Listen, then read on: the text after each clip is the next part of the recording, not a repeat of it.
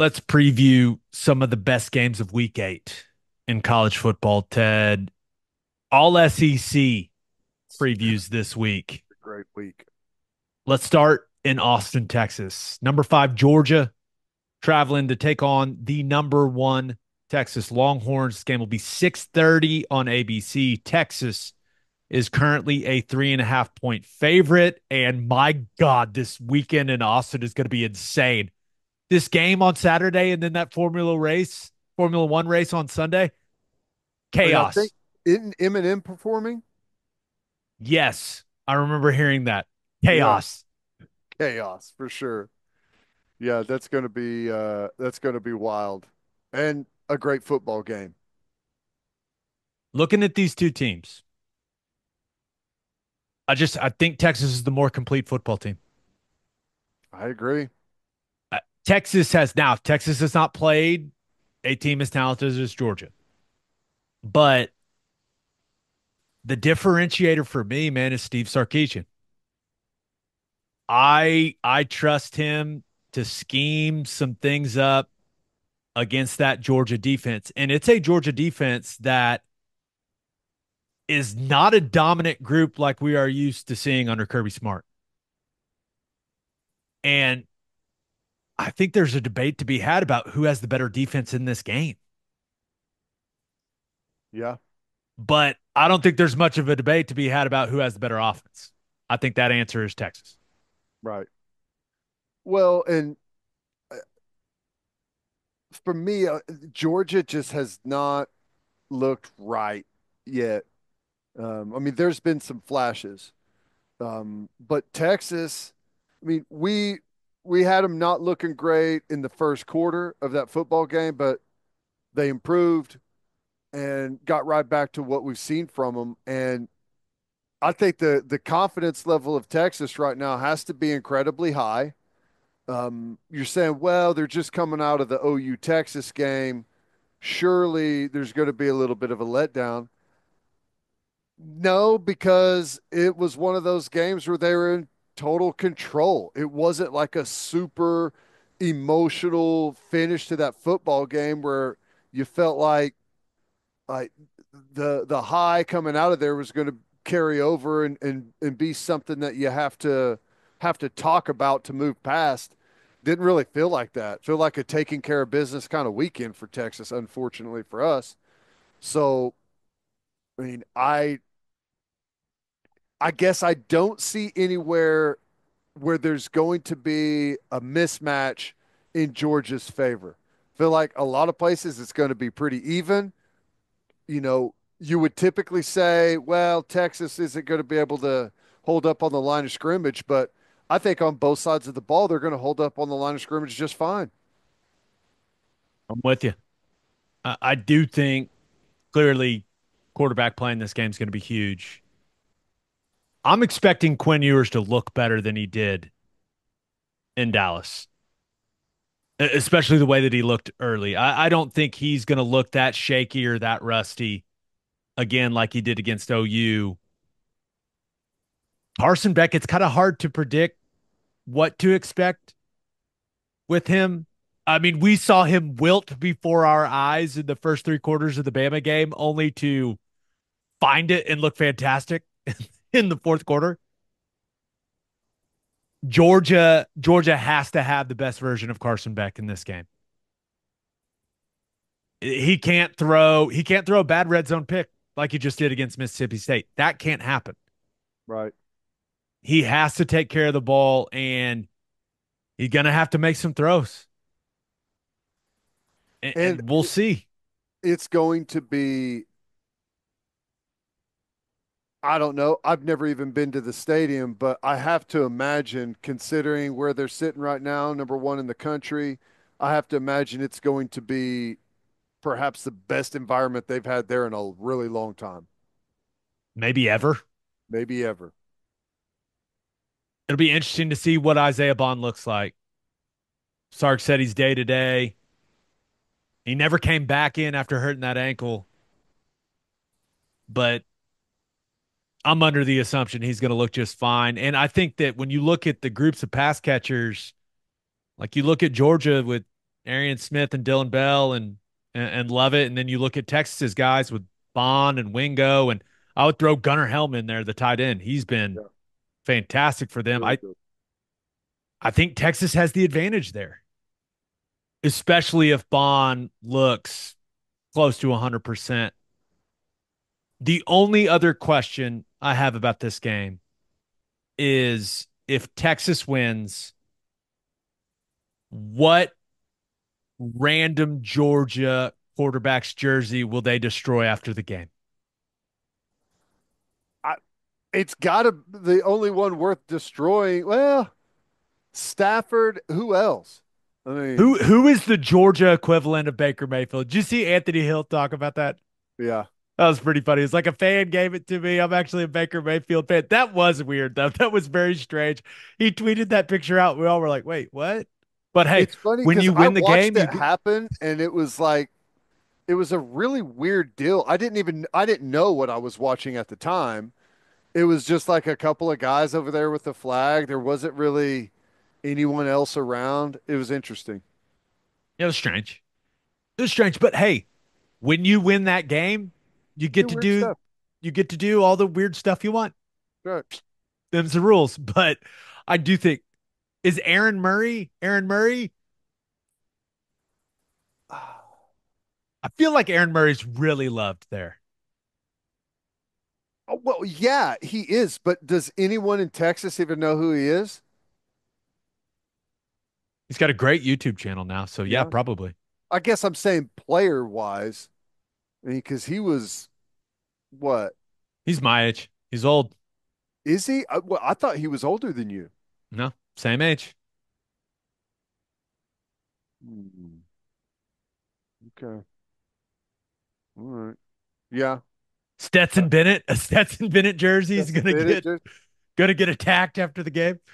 they may be those jerseys may be hard to come by, but yeah, I don't know. That was a pretty funny situation. Thought It Baker was. handled it perfectly. Yeah. Rent free, baby. Yeah. Oh, I love that guy. I don't think Georgia doesn't have a quarterback as beloved as Baker. No. Maybe no one does. Tebow? I don't know. Tebow, yeah, maybe, This is a probably. June conversation. Yeah, it is. Let's move on. Who do you like in that game? I'm taking Texas to win the football game. I am too. I can't believe I'm saying it, but yeah, I'm taking Texas to win the football game. Another big SEC matchup. Number 7 Alabama going to number 11 Tennessee. A 2:30 kickoff on ABC. Alabama currently a 2.5 point road favorite. Not exactly great vibes around either of these football teams right now, Ted. This game has such a weird feel to it, man. I know it does. Boy, I, I'm kind of. I mean, it's reputation with Alabama being the favorite, but They're now a 3 point favorite, by the way. It's um, up to three. I think Tennessee's going to win the football game. Ooh, okay. I'm listening. I just Alabama does not have the edge. Like they're not the physically dominant team. They're getting punched in the mouth. Every time I watch them on film, I'm seeing guys getting caught all over the field. And I'm so used to seeing them just absolutely dominate people physically. It just doesn't have the same vibe to me. I think the invincibility isn't there anymore for opponents that are looking at them. It's just a little bit different.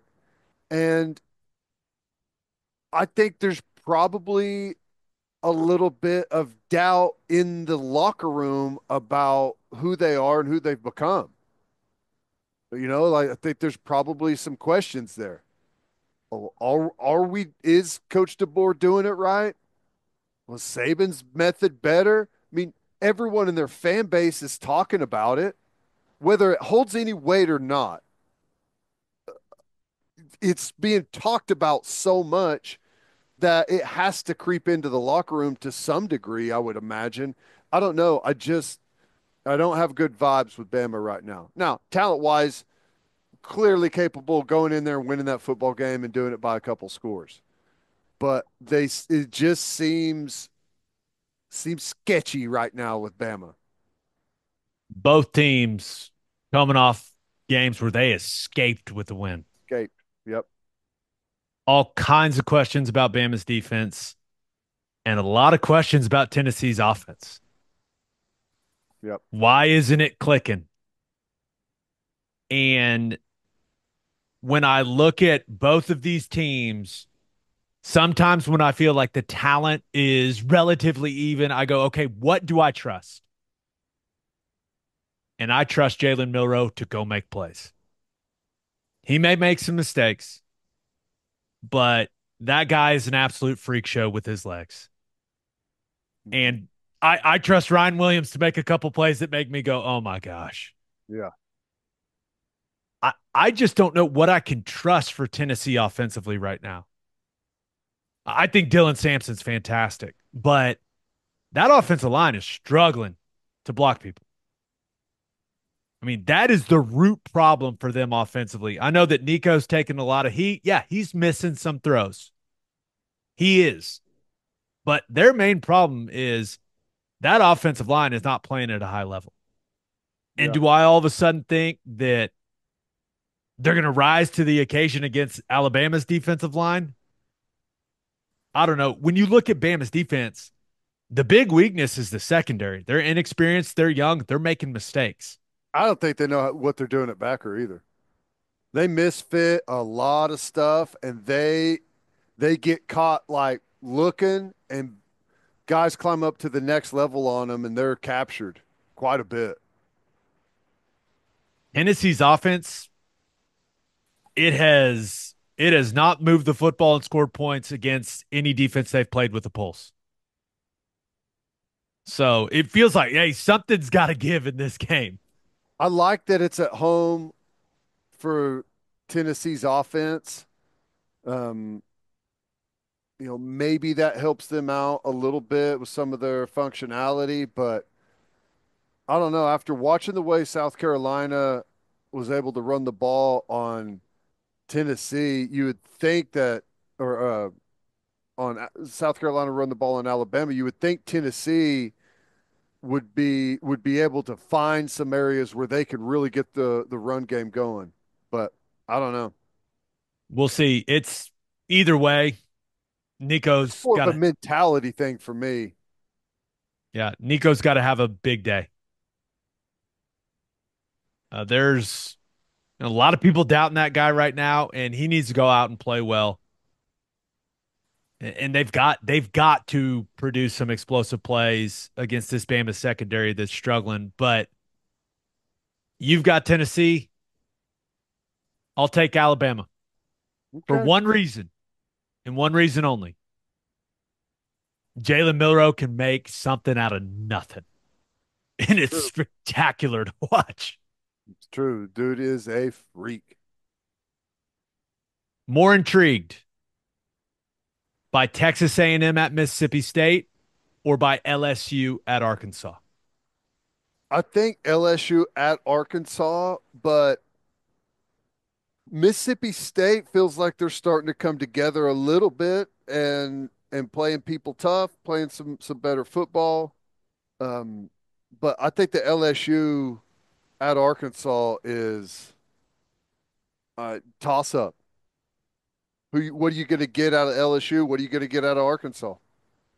Arkansas coming off a bye too. Yeah, After that huge win over Tennessee, LSU coming off the overtime game against Ole Miss.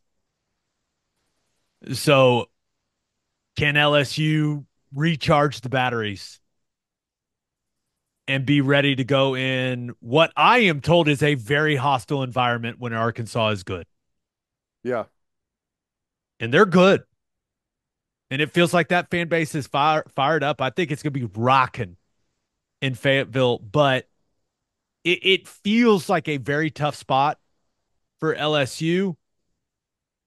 But Ted, the big question is how healthy is Taylor Green? that's it. Yeah, He I mean, he's had some time to get healthy, but Sam Pittman today said they're hopeful he'll be ready to go. And if he doesn't have his mobility, and remember it was a leg injury, if he doesn't have his mobility, then that's tough, right? Because Yeah. that's the thing that makes that guy who he is. Now maybe he just drops back and becomes an awesome pocket passer all of a sudden. That'd be fun to watch, but his mobility and what it brings not only to their run game, but the threat of him taking off and scrambling, it's a massive part of their offense. And if he can't move around, then I really like LSU if he's not close to 100%. Yeah. Yeah. Um, I'm I'm kind of leaning LSU just because I feel like they are one of the teams that I've seen improve. Maybe not week by week, but I feel like they're getting better and better. Nussmeier's getting better and better. Offensive line, big for them. They got pass catchers all over the place.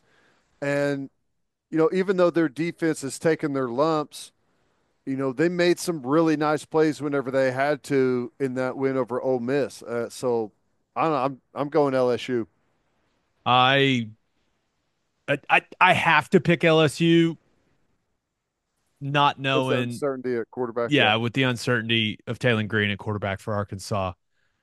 I won't be surprised at all if Arkansas wins the football game because the SEC looks like it's just going to be a bloodbath this season. Well, every game we just talked about, I mean, you don't have to try very hard to envision Georgia beating Texas. You don't have to try very hard on either side of the Tennessee Bama. And I mean, I think this game's kind of the same. South Carolina, Oklahoma, kind of the same. Mississippi State's been playing everyone close, and while I like Texas A&M, in no way has Texas A&M played themselves into a position where you absolutely trust how they're going to show up week in, week out. They're A&M's coming off a bye after murdering Missouri a couple weeks ago. I'm sure they have a ton of confidence. Mississippi State is 1-5, but that team's showing some life. Remember, it was a 10-point game going into the fourth quarter against Georgia. Yep, And it played was Texas 14 to side. 6. It was 14 to 6 at halftime for Mississippi State against Texas. Mhm. Like they've showed some life. They're improving. Michael Van Buren is showing some improvement and also a lot of restraint from that young man. Coach is just pushing him, not even reacting. But I think A&M is going to win that football game. But I do too. I honestly will be surprised if it's not closer than people think it's going to be. I think the spread's like 15. Yeah, yeah, and I think it feels like Mississippi State, even though the record isn't great, it feels like they found something. It feels like maybe they found their formula on how to keep it close late into the game, and then hopefully try and have a shot.